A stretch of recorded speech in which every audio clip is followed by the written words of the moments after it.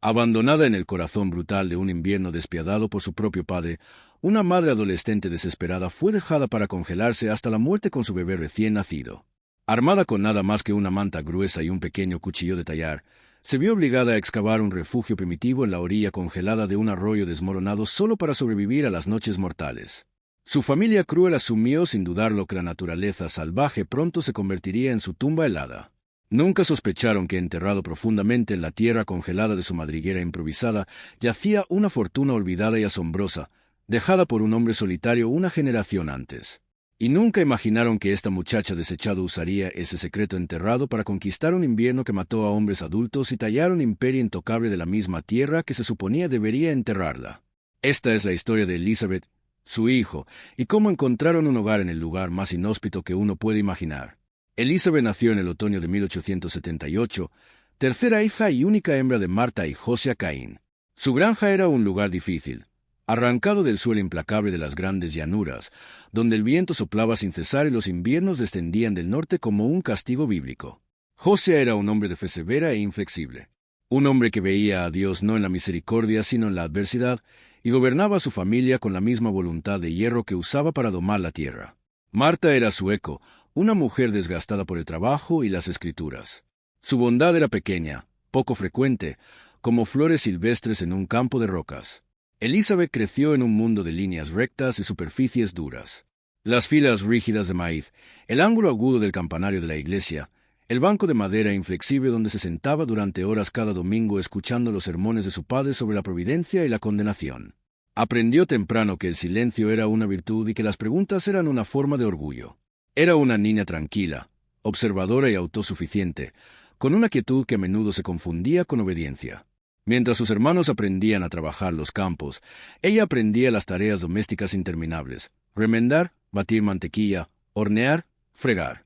Pero su espíritu vivía en otro lugar, en la vasta pradera sin domesticar que se extendía más allá de sus cercas. Fue allí donde conoció a Silas Blackwood. Era un hombre viejo, un cazador de pieles y viudo que vivía solo en una pequeña madriguera de tierra y madera a unos kilómetros río arriba. Los otros colonos lo consideraban medio salvaje, una reliquia de tiempos pasados. Pero para Elizabeth era un maestro. Se escapaba de sus quehaceres, atraída por el fino hilo de humo de su chimenea. Él nunca preguntaba por qué venía, y ella nunca ofrecía una explicación. Simplemente aceptaba su presencia, como aceptaba la de los ciervos que venían a beber de su manantial. Silas le enseñó una clase diferente de escritura sagrada, la que estaba escrita en las huellas de los animales, en la curvatura del sauce, en el color del cielo nocturno. Le enseñó cómo leer la tierra, a saber que bayas eran seguras y que raíces tenían medicina.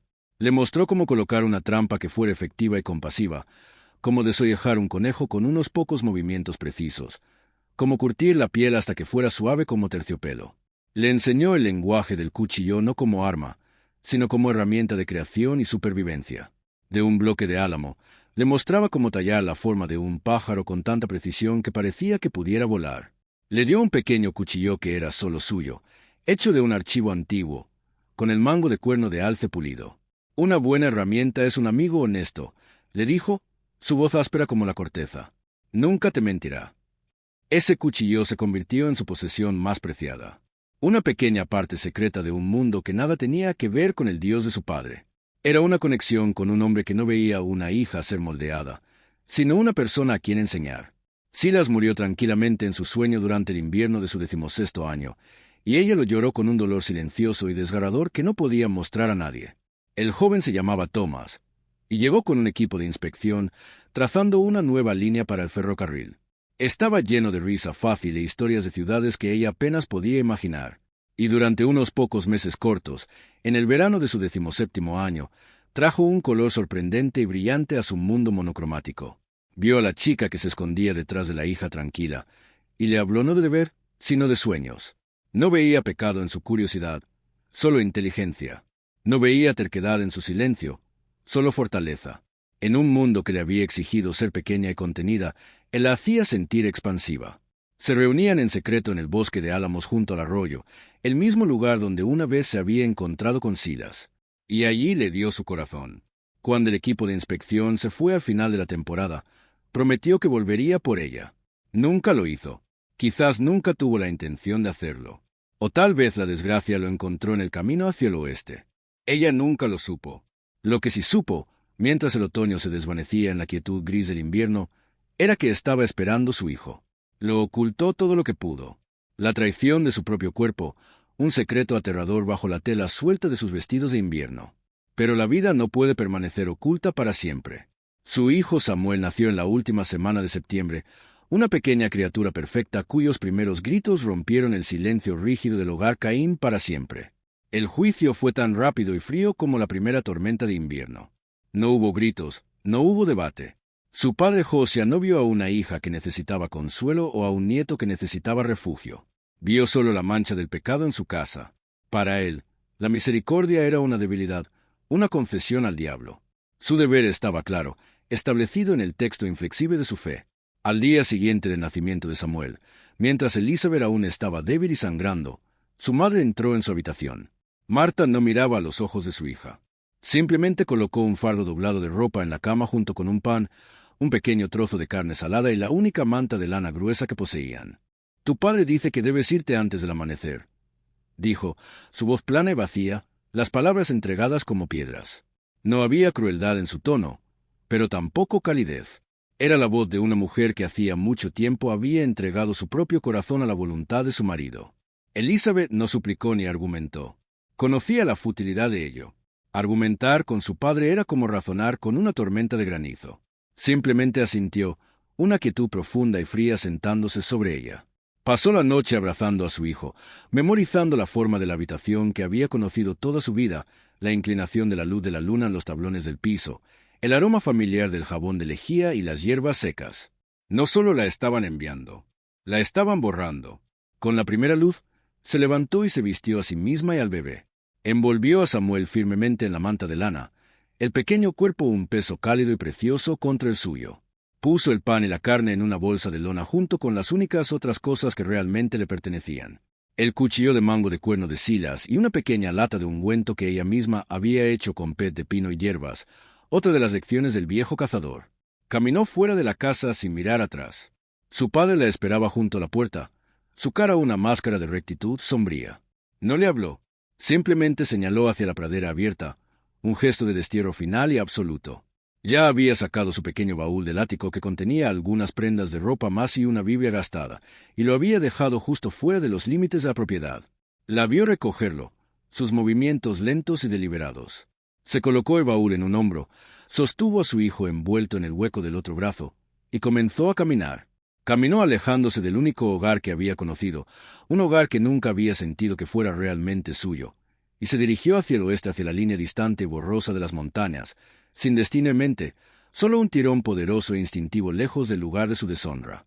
El viento era frío y agudo y llevaba los primeros copos de nieve duros.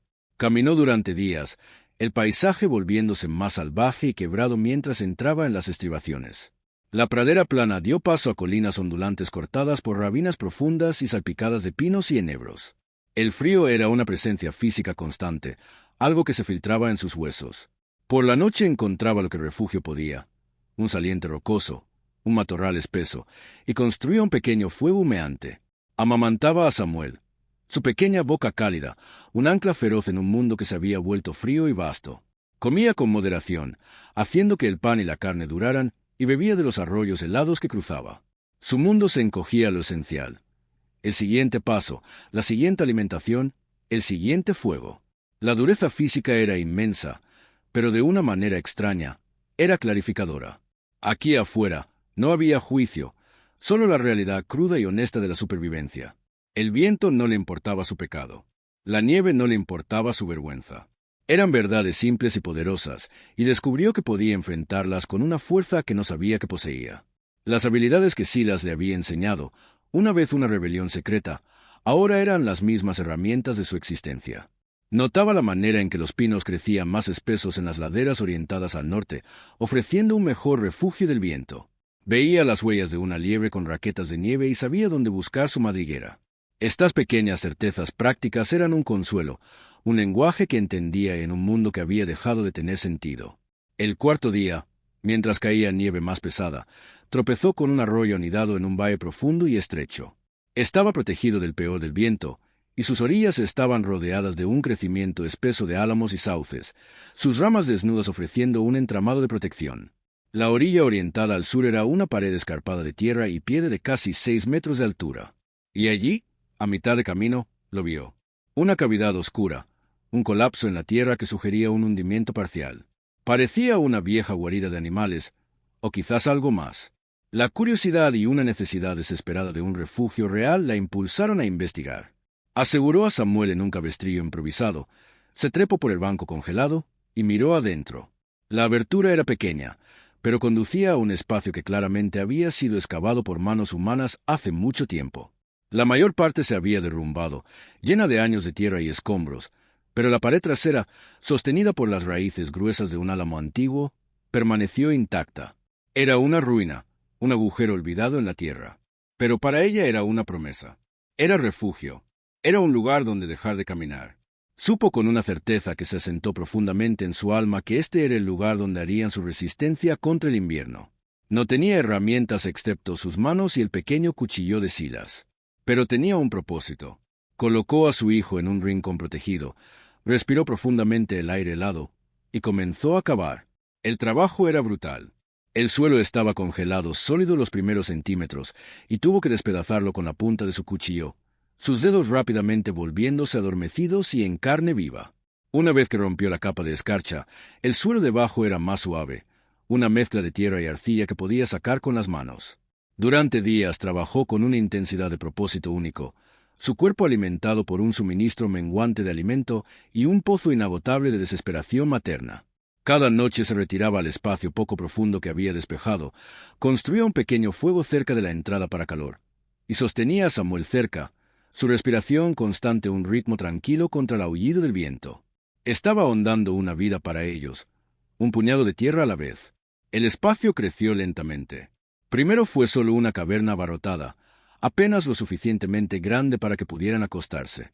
Luego, día a día, se profundizó y se ensanchó hasta que fue una pequeña habitación parecida a un útero, de unos 2,5 metros de ancho y 3 metros de profundidad. El techo era bajo, apenas lo suficientemente alto para que pudiera sentarse erguida, y la pared trasera era una masa sólida de tierra y raíces leñosas gruesas. Usó su cuchillo para suavizar las paredes y tallar pequeños nichos en la arcilla para sostener una vela o su lata de ungüento. Reunió pastos secos y ramas de pino para hacer una cama gruesa y aislada en el piso. Era una madriguera, una guarida, un refugio primitivo y elemental, pero era suyo. Era el primer hogar que alguna vez había sido verdaderamente suyo. Una tarde, mientras profundizaba la parte trasera de la madriguera, su pala improvisada, un pedazo plano de pizarra, golpeó algo duro y cuadrado. No era una roca. El sonido fue un sordo golpe hueco. Su corazón se aceleró. Limpió cuidadosamente el camino, sus dedos trazando el contorno de una caja de madera podrida aproximadamente del tamaño de un pequeño baúl. Estaba encajada profundamente en la tierra, casi escondida detrás de una de las grandes raíces de álamo. Tardó mejor parte de una hora en arrancarla del agarre de la tierra y las raíces. La madera era suave y descompuesta por la edad, y las bisagras de hierro estaban oxidadas casi completamente. Con un esfuerzo final, rompió la cerradura y levantó la tapa. Su respiración se atrapó en su garganta. Adentro, anidado en lo que una vez fue un forro de lona, había una colección de objetos que parecían brillar en la luz tenue de su madriguera. Había una bolsa de cuero pesada abrochada con un cordón. La abrió y un chorro de polvo de oro opaco y un puñado de pequeñas pepitas irregulares se vertieron en su palma. Era más riqueza de la que había visto o imaginado. Junto a la bolsa estaba un pequeño paquete envuelto en tela aceitada. Lo desenvolvió para encontrar un fajo de billetes viejos todavía crujientes y un pequeño guardapelo de plata oscurecida. Finalmente, en el fondo de la caja había una carta, una sola hoja de papel, doblada y sellada con cera. Sus manos temblaban mientras rompía el sello y desdoblaba la carta. La letra era nítida y cuidadosa. La tinta estaba desvanecida, pero aún legible. Estaba fechada en agosto de 1852. «A quien encuentre esto», comenzaba. «Mi nombre es Elías Vance. Construí este lugar para esperar a mi esposa Ana y a nuestro hijo Jacob, quienes debían seguirme desde Ohio. Vine al oeste a buscar oro y hacer un lugar para ellos. Encontré algo, como puedes ver, lo suficiente para una pequeña granja y una buena vida. He estado esperando aquí durante 2 años. Hace un mes, finalmente llegó una carta. Murieron de fiebre en el río. No hay nada para mí en el este y nada para mí aquí tampoco. Soy viejo ahora, y mis pulmones están fallando. No creo que sobreviva otro invierno en este lugar. Dejo lo que tengo aquí. Fue hecho para mi familia. Si has encontrado este refugio, quizás estés en necesidad de él como yo una vez lo estuve. Úsalo para construir una vida. No dejes que sea por nada. El guardapelo contiene un boceto de mi Anna. Era una buena mujer. Elizabeth se dejó caer sobre sus talones, la carta temblando en su mano. El silencio de la madriguera era profundo. Sintió la presencia de este hombre, este extraño de otro tiempo, su dolor y su esperanza haciendo eco en el pequeño espacio oscuro. Había construido este refugio para una familia que nunca llegó. Y ahora, una generación después, otra familia lo había encontrado. Lentamente abrió el guardapelo. Adentro había un diminuto y exquisitamente detallado dibujo a lápiz de una joven mujer con un rostro amable y gentil. Una lágrima, caliente e inesperada, cayó del ojo de Elizabeth y aterrizó en el papel decolorado. No era una lágrima de tristeza por sí misma, sino de una tristeza profunda y resonante por Elías Vance, y una ola poderosa y abrumadora de gratitud. Él había dejado atrás más que oro. Había dejado una bendición. Su pérdida se había convertido en su salvación improbable. El descubrimiento del dinero cambió todo. No era solo la riqueza material, sino la infusión repentina y poderosa de esperanza. Ya no era solo una sobreviviente, aferrándose al borde de la existencia. Era una constructora con los medios para crear un verdadero hogar. La primera prioridad era obtener suministros reales. El lugar de comercio más cercano, según los mapas que Thomas le había mostrado una vez, era un puesto comercial llamado Three Creeks, una caminata dura de 2 días hacia el sur. Dejar a Samuel solo por tanto tiempo era impensable. Esperó a que hubiera un descanso en el clima, uno de esos raros días de invierno claros, cuando el sol era brillante y el viento estaba tranquilo. Envolvió a Samuel tan completamente en la manta de lana y pieles que solo la punta de su nariz era visible, y asegurándolo firmemente contra su pecho, se puso en marcha. El viaje fue arduo. La nieve era profunda en algunos lugares, y el frío era implacable. Pero el polvo de oro en su bolsa era un peso tangible de propósito, y la impulsaba hacia adelante. Three Creeks era poco más que un solo edificio de troncos largo y algunos edificios anexos, su chimenea escupiendo una columna de humo bienvenida hacia el vasto paisaje blanco. El propietario era un hombre llamado Jedediah Croft, un hombre con barril de pecho y una barba gris espesa y ojos observadores y perspicaces. La miró a ella y al fardo en su pecho con una mezcla de curiosidad y sospecha. Una mujer sola con un bebé. En medio del invierno era una anomalía, y las anomalías a menudo eran problemas. Elizabeth no dijo nada sobre sus circunstancias. Simplemente desenvolvió una pequeña porción de su polvo de oro en su mostrador. «Necesito comerciar», dijo, su voz firme. Croft examinó el polvo, pesándolo en una pequeña báscula de latón. Gruñó, su expresión ilegible. «¿Qué necesitas?» Ella había hecho una lista cuidadosa en su cabeza. Necesitaba herramientas primero y antes que nada, un buen hacha, una pequeña pala, un martillo y clavos. Necesitaba un pequeño horno de hierro fundido, del tipo usado en líneas de chozas y carros de pastor. Y necesitaba comida que durara. Harina, sal, café, frijoles y un lado de cerdo salado. Croft escuchó su lista, sus ojos moviéndose de su cara al polvo de oro y de nuevo. Era un hombre justo, si no amable, y el peso de su oro era honesto. Comenzó a reunir los artículos, sus movimientos eficientes y practicados. Le encontró un horno usado pero resistente, su vientre de hierro prometiendo un mundo de calidez. Le vendió una cabeza de hacha afilada y bien equilibrada que ella tendría que manejar ella misma. La carga era pesada, demasiado para cargar en un viaje. Arregló dejar el horno y la mayor parte de los suministros, llevando solo lo que podía manejar en un trineo improvisado que construyó con ramas y cuero. Mientras se iba, Croft le habló por primera vez con algo que no fuera negocios.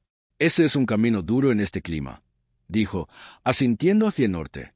«Cuidado con los montículos de nieve». No era amabilidad precisamente, pero fue un reconocimiento de su lucha, y por eso estaba agradecida. El viaje de regreso fue un triunfo. El peso del hacha y la harina en su trineo eran la carga más hermosa que jamás había llevado. De vuelta en su madriguera, se puso a trabajar con energía renovada. Encontró una pieza larga, fuerte y recta de fresno, y usando el cuchillo de silas y una roca calentada, tallé cuidadosamente y ajusté un mango para el hacha. La sensación de la herramienta completada en sus manos fue una revelación. Con ella podía talar árboles pequeños, picar leña y comenzar a reforzar adecuadamente su hogar. Cortó madera para reforzar la entrada de la madriguera, creando un túnel corto y resistente que mantendría la nieve de meterse. Construyó una puerta áspera pero funcional de troncos divididos calafateada con arcilla y musgo. El segundo viaje a Three Creeks para recuperar el horno fue aún más difícil, pero el pensamiento de su calor era un motivador poderoso. Arrastrar el pesado horno de hierro en su trineo a través de la nieve fue la tarea física más difícil de su vida. Pero cuando finalmente lo consiguió de vuelta y lo colocó en su lugar en la esquina de su madriguera, el sentimiento de logro fue profundo. No tenía un tubo de estufa adecuado, así que su primera tarea fue encontrar una manera de ventilar el humo. Cuidadosamente cavó una chimenea estrecha hacia arriba a través del techo de tierra, alineándola con piedras planas mortajadas juntas con arcilla mojada. Era una solución ahumada e imperfecta, pero funcionaba. Esa noche, por primera vez, encendió un fuego en la estufa. La pequeña caja de hierro comenzó a irradiar un calor profundo y constante que llenaba todo el espacio. El frío húmedo que había vivido en sus huesos durante meses comenzó a retroceder. Se sentó en su cama de ramas de pino, amamantando a Samuel en la luz cálida y parpadeante, y sintió una sensación de seguridad tan completa que era casi abrumadora. Estaba caliente, estaba alimentada y estaba a salvo.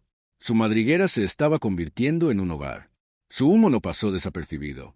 En un paisaje tan vasto vacío, una delgada columna de humo de madera era una señal, un signo de vida humana. Una semana después de instalar la estufa, estaba fuera partiendo leña cuando vio una figura a caballo acercándose desde el este. Su primer instinto fue miedo, una contracción en sus entrañas. Pero el jinete era una mujer, y no cabalgaba con prisa, sino con un paso lento y deliberado. La mujer desmontó a corta distancia de la madriguera y caminó hacia ella, llevando una canasta cubierta. Era mayor, quizás de unos 50 años, con un rostro mapeado por el sol y la dureza, pero sus ojos eran amables. «Me llamo Mary O'Connell», dijo, su voz suave. «Mi granja está sobre la siguiente cresta. Vi tu humo y pensé que podrías necesitar compañía». Elizabeth, quien no había tenido una verdadera conversación con otra persona en meses, solo pudo asentir, su garganta tensa. Mary miró la entrada de la madriguera, la pila ordenada de leña, la pequeña mujer determinada con un hacha a la mano, y su expresión se suavizó con comprensión. No hizo preguntas. Simplemente levantó el paño de su canasta. «Traté algo de guiso», dijo, «y un poco de leche fresca, si tu pequeño es lo suficientemente mayor». Ese simple acto de amabilidad, la ofrenda de una comida cálida sin condiciones ni preguntas, rompió el muro que había construido alrededor de sí misma. Invitó a Mary adentro, y la mujer mayor se maravilló del espacio acogedor y bien ordenado que había tallado de la tierra. Se sentaron junto a la estufa, y mientras Samuel dormía, Elizabeth se encontró contando su historia, las palabras saliendo en un flujo tranquilo y constante. Mary escuchó pacientemente, su presencia un calor reconfortante en la pequeña habitación. A partir de ese día, Mary se convirtió en una visitante regular, una línea de vida hacia el mundo humano. Traería suministros, noticias y el simple regalo de su tiempo. Le enseñó a Elizabeth cómo hacer un iniciador de masa madre adecuado y cómo remendar la ropa con puntadas que eran casi invisibles. A cambio, Elizabeth compartió su leña y ofreció sus habilidades en curtir las pieles de los conejos que atrapaba. Una amistad tranquila se formó, construida no sobre sentimiento compartido, sino sobre una base de respeto mutuo y apoyo práctico. A través de Mary, Elizabeth supo que necesitaba un tubo de estufa adecuado, bisagras de puerta, si iba a estar verdaderamente segura. Mary le habló de Henry Finch, el herrero en Three Creeks, un hombre conocido por su habilidad y su naturaleza taciturna. En su próximo viaje por suministros, Elizabeth lo buscó. Abner era un hombre alto y delgado con hollín permanentemente grabado en las líneas de sus manos. Escuchó su solicitud de un tubo de estufa y bisagras, su mirada directa y seria. Pidió las medidas precisas que ella proporcionó rayadas en una pieza de corteza. Asintió. «Vuelve en 2 días». Cuando regresó, había forjado un conjunto perfecto de bisagras y un tubo robusto y bien cosido, la artesanía evidente en cada detalle. Le cobró un precio justo en polvo de oro. Y mientras se iba, agregó, «Una buena puerta mantiene fuera el invierno, pero un buen vecino deja entrar la primavera». Fueron las palabras más que jamás había dicho de una vez, y se quedaron con ella, un pedazo de sabiduría simple y dura. El invierno apretó su agarre sobre el país alto. Las nieves cayeron más profundas, y las temperaturas se desplomaron, permaneciendo por debajo del punto de congelación durante semanas seguidas. Las noticias traídas por Mary o por el cazador ocasional que pasaba por Tree Creeks, hablaban de una estación brutal.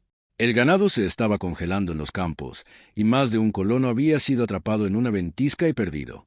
Se decía que 40 hombres habían muerto en todo el territorio por exposición, inanición o accidentes en la nieve profunda. Pero en su madriguera, Elizabeth y su hijo estaban seguros.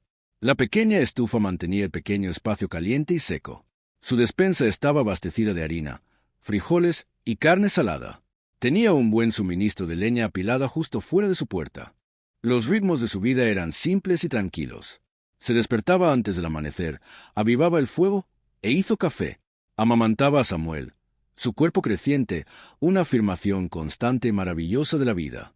Durante el día, trabajaba. Verificaba sus líneas de trampa, desollaba y preparaba los conejos que atrapaba, y raspaba y curtía sus pieles. Mejoraba la madriguera, agregando un pequeño estante de madera tallada, y suavizando las paredes con una capa final de arcilla. En las largas tardes oscuras a la luz de una lámpara de sebo, sacaba el cuchillo de Silas y un trozo de álamo y tallaba. Tallaba pequeñas figuras intrincadas de pájaros y animales, sus manos recordando las lecciones del viejo cazador. El trabajo enfocado y repetitivo era una especie de meditación, una manera de ordenar el mundo en una forma que podía entender. Ya no era solo la hija desechada de Josiah Caín. Era una mujer que podía leer el clima en el cielo, que podía construir una puerta y colocar una trampa, que podía convertir un trozo de madera en algo vivo. Era la madre de Samuel, un niño saludable y floreciente que comenzaba a sonreír y susurrar en su sueño. Se convirtió en una parte conocida, si bien enigmática, de la pequeña y dispersa comunidad. Gedodías en el puesto comercial la llamaba la mujer del arroyo y comenzó a apartar pequeñas cosas que pensaba que podría necesitar. Abner el herrero le hizo una pequeña hoja afilada para su trabajo de tallado fino, sin pedir nada a cambio. Mary O'Connell se convirtió casi como una tía para Samuel.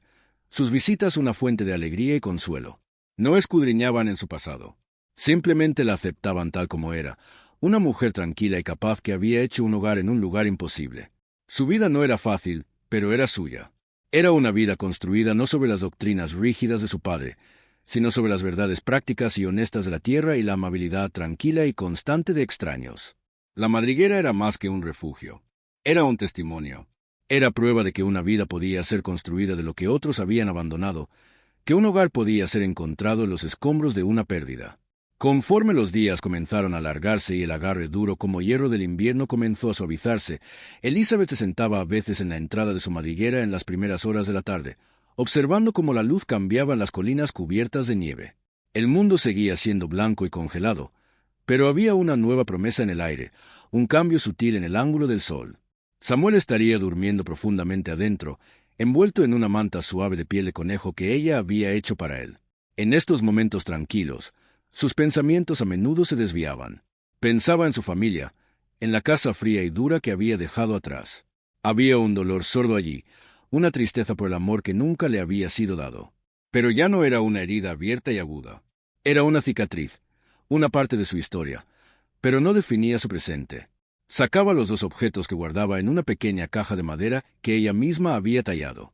Uno era el cuchillo de mango de cuerno de Silas Blackwood, su hoja suavizada por el uso, su mango brillando con el patrón de su propia mano. El otro era el pequeño guardapelo de plata de Elías Vance, el rostro amable de su Ana perdida aún visible dentro. Lo sostenía uno en cada mano, sintiendo su peso y su historia. Silas, el hombre que le había enseñado cómo sobrevivir, quien le había dado las habilidades para ser autosuficiente. Elías, el hombre que le había proporcionado los medios, cuyo dolor hace mucho tiempo se había convertido en su fundación.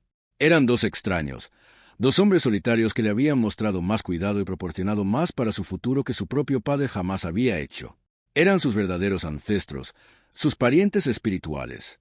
Su legado no era uno de sangre o nombre, sino de gracia práctica. Uno le había dado conocimiento, el otro un hogar. En esta pequeña madriguera cavada en la orilla congelada de un arroyo, las vidas de estas tres personas solitarias, Elizabeth, Silas y Elías, habían convergido a través del tiempo para crear un lugar de seguridad y calidez para un pequeño niño inocente. Miraba sus manos, ya no las manos suaves e inmaculadas de una niña, sino las manos fuertes y callosadas de una mujer que sabía cómo trabajar, cómo construir, cómo perdurar. No había simplemente sobrevivido al invierno. Había prevalecido.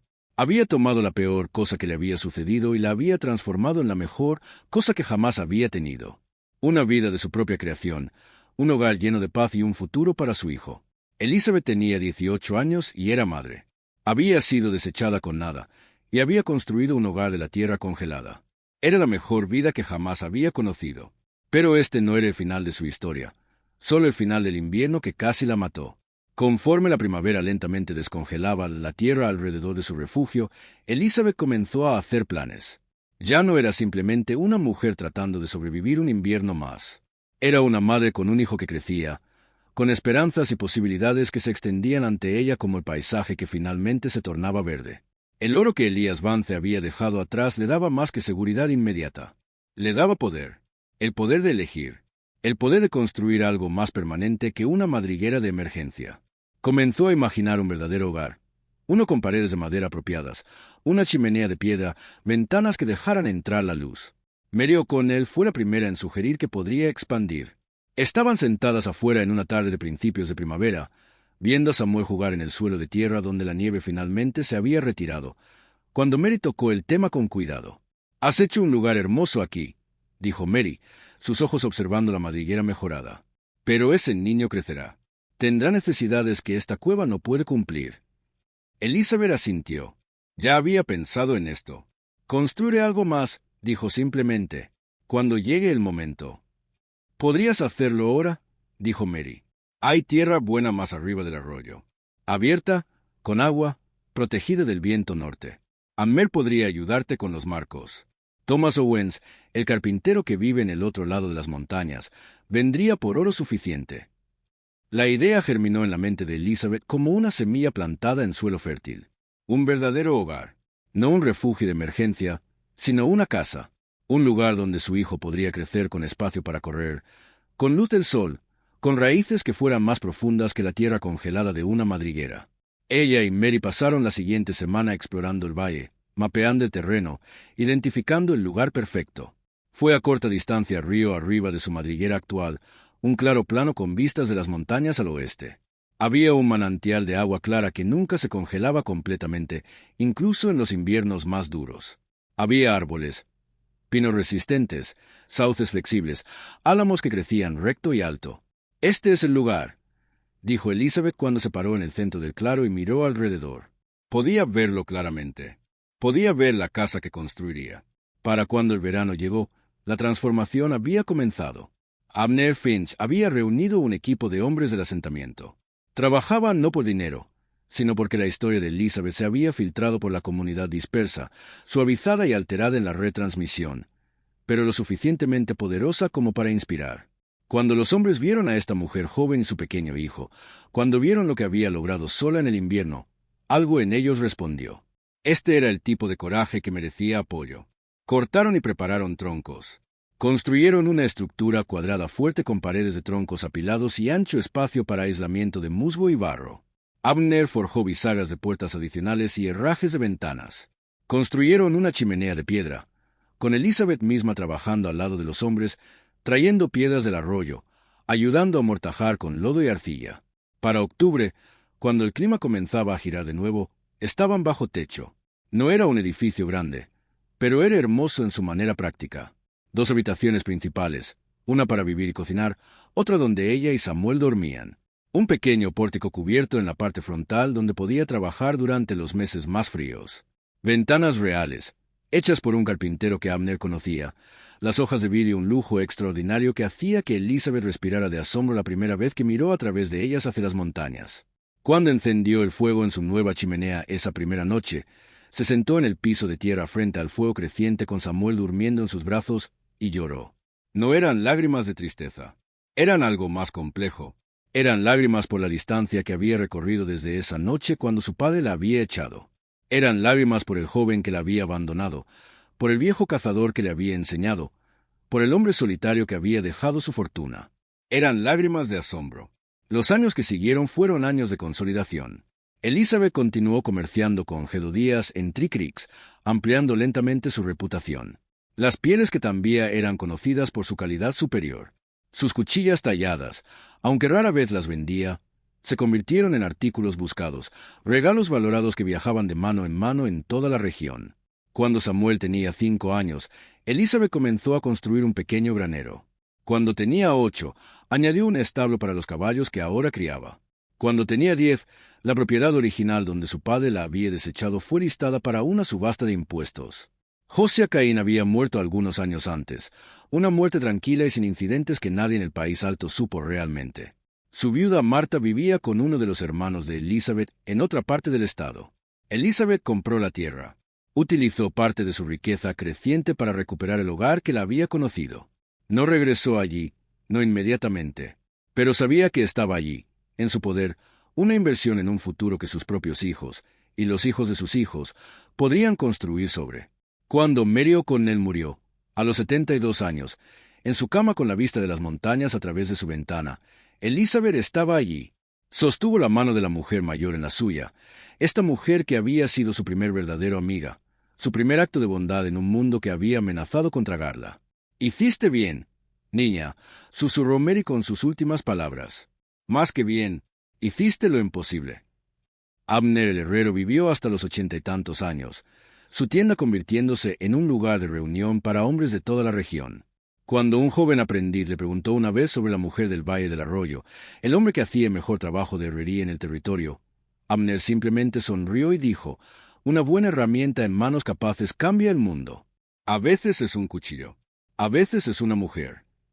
Thomas Owens, el carpintero que construyó la casa de Elizabeth, se quedó para ayudar con futuras expansiones y mejoras. Se casó con la hermana del herrero y se estableció en el valle.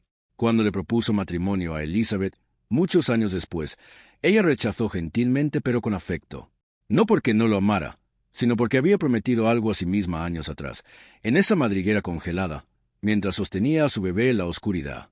Se había prometido que nunca más sería propiedad de ningún hombre, que su vida, su cuerpo, su trabajo, sus decisiones serían solo suyas. Y ella mantuvo esa promesa, incluso cuando Thomas le suplicaba, incluso cuando otros hombres le intentaban, incluso cuando la presión social en la creciente comunidad esperaba que una viuda joven remarry para encontrar seguridad. Ella ya tenía seguridad. La había construido con sus propias manos. Y esa seguridad no necesitaba la bendición de ningún hombre.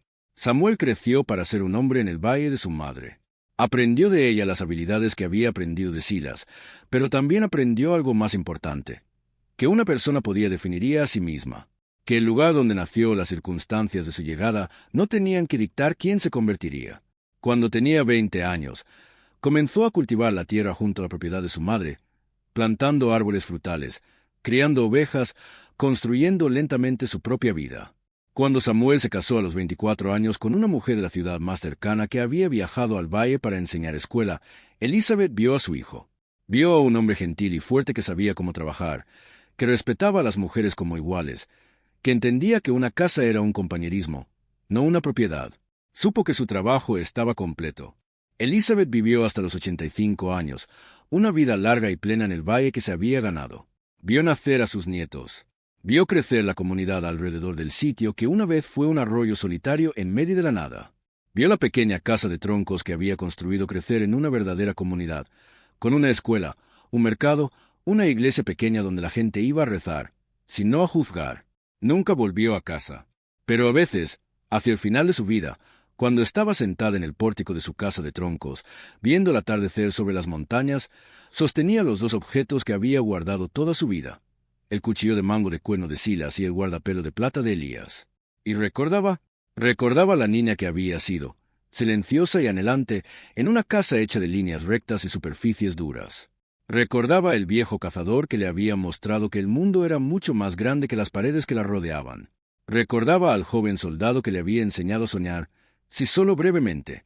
Recordaba a su padre y su crueldad, su falta de misericordia, su convicción absoluta de que el sufrimiento era santidad. Y recordaba la noche que fue desterrada, cuando caminó hacia el oeste en la nieve y la oscuridad con su bebé en los brazos y nada en el mundo excepto determinación y desesperación maternal. Recordaba cavar ese agujero en la tierra congelada. Recordaba descubrir el oro y la carta. Recordaba el rostro amable en el guardapelo de una mujer que había amado y perdido. Recordaba la primera vez que vio a Mary O'Connell, la primera verdadera bondad que le había sido ofrecida sin condiciones. Recordaba construir. Cuando murió, fue tranquilamente, en su cama, con las ventanas abiertas al sonido del arroyo que corría fuera. Samuel estaba en la habitación, junto con su esposa, junto con 2 de sus nietos. Y en su mano, hasta el final, estaban los 2 objetos que la había hecho posible. Las herramientas de su libertad, los regalos de 2 hombres que nunca conocería pero que la habían salvado. Su testamento fue breve. La mayoría de su propiedad fue a Samuel, como era apropiado. Pero dejó el cuchillo y el guardapelo a la escuela de la comunidad, con una carta que fue leída en público después de su muerte. En ella, explicó su significado, la historia de Silas Blackwood y Elías Vance. No fue la historia de una mujer quien había sido salvada. Fue la historia de una mujer que se había salvado a sí misma, con solo un poco de ayuda de 2 extraños cuya bondad había viajado a través del tiempo. La carta terminaba así: cualquiera que lea esto debe saber que no somos solamente el producto de lo que nos es dado. Somos también el producto de lo que elegimos hacer con lo que se nos da. La vida no siempre será justa. A veces, las personas que deberían amarnos nos rechazarán. A veces, el mundo intentará hacernos pequeñas, quietas, sin importancia. Pero dentro de cada persona hay una capacidad para la creación, para la construcción, para transformar lo que ha sido quebrantado en algo hermoso. He pasado mi vida probando esto. He pasado mi vida construyendo, no solo estructuras de madera y piedra, sino una vida, un hogar, un futuro para mi hijo y sus hijos. No lo hice porque fuera fácil. Lo hice porque la alternativa, rendirme, era inaceptable. A cualquiera que lea esto y que sienta que ha sido desechado, que ha sido rechazado, que ha sido abandonado, sepan que su lugar de comienzo no es su destino. Sepan que ustedes también pueden construir. Sepan que existe esperanza en los lugares más oscuros, si solo tienen el coraje de buscarla. Cuando los historiadores locales, años después, querían documentar la historia de los primeros colonos en el valle, encontraron poco. Elizabeth Cain había tomado el apellido de su padre de nuevo, aunque no en la forma que él jamás habría imaginado. Era una mujer que no hacía alarde de sus logros. No hay diarios grandes. No hay autobiografías. Solo historias transmitidas por vía oral. La casa en la que vivió todavía está allí, aunque más grande ahora, modificada por generaciones sucesivas. El pequeño agujero en la orilla del arroyo donde pasó ese primer invierno terrible fue cubierto hace mucho tiempo por la erosión y el crecimiento de los árboles. Pero la gente del valle aún la llama la madriguera de Elizabeth, y hay un marcador de piedra allí con su nombre y las fechas de su vida. La próxima vez que enfrentes algo que parece imposible, cuando sientas que has sido desechado o abandonado, cuando sientas que el mundo ha decidido que no mereces una vida feliz o segura, recuerda a esta mujer. Recuerda que ella tomó una manta gruesa, un pequeño cuchillo y el amor de un niño, y construyó un futuro a partir de la tierra congelada. Recuerda que ella no solo sobrevivió, prevaleció. Recuerda que el hogar no siempre es un lugar que nos es dado. A menudo es un lugar que debemos construir nosotros mismos. Y los materiales más extraordinarios son los que otros han abandonado, los rincones que nadie más vio como valiosos. Porque a veces la mayor fortuna no está en el oro o la plata. Está en la oportunidad de comenzar de nuevo. Está en el espacio para construir algo que es completamente tuyo. Eso fue Elizabeth, una mujer que fue desechada con nada, y que construyó un imperio no de riqueza material, sino de dignidad, autonomía y un legado de amor que perduró generaciones después de su muerte. Ella tomó el peor momento de su vida y lo transformó en el mejor momento de su vida. Y eso, en el final, es la historia más poderosa de todas.